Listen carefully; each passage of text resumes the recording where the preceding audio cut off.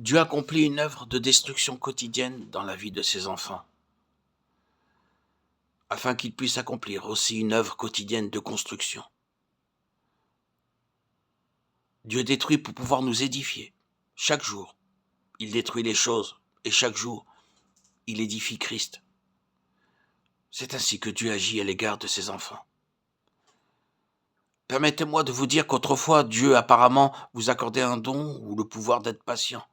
Aussi, vous avez pu alors peut-être penser que votre problème à l'égard de la patience était résolu.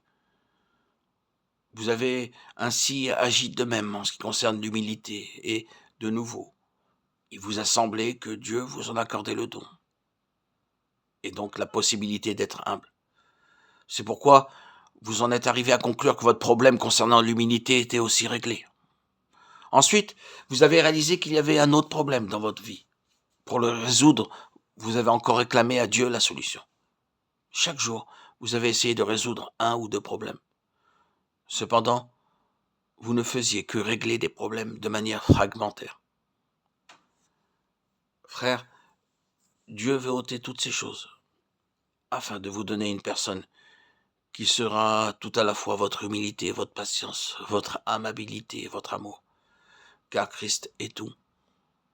C'est là ce qui constitue réellement le christianisme. Dieu édifie sans relâche, jusqu'à ce que finalement, tout l'univers même confesse que Christ est vraiment tout. Aujourd'hui, Dieu désire œuvrer en nous pour pouvoir déclarer que Christ est tout. Veuillez me pardonner cette référence à moi-même pour un instant.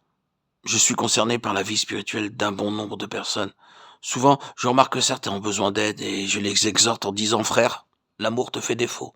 La prochaine fois, tu dois manifester de l'amour à l'égard de ton frère. » Ainsi donc, je l'encourage à aimer.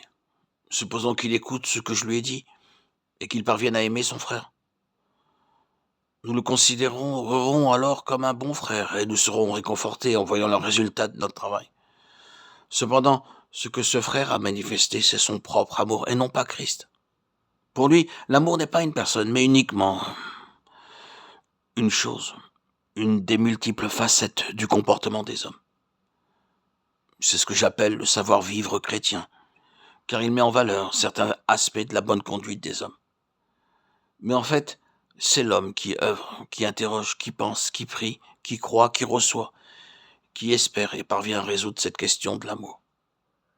C'est pourquoi je dis que l'amour, dans sa vie, n'est qu'une chose, une façon de se conduire. Il en est tout autrement lorsque l'amour est Christ. L'amour, c'est Christ, et non pas moi. C'est Christ, et non pas moi qui aime. L'amour procède alors de la loi de la vie, et non pas d'une manière de se conduire délibérée. C'est un christianisme tellement différent. Je me demande si vous avez bien saisi cela. Que ressentez-vous quand, après avoir aidé un frère à marcher avec le Seigneur, vous apprenez plus tard qu'il est toujours occupé par les choses du christianisme? Et cependant, n'a-t-il pas besoin de connaître Christ comme le tout de Dieu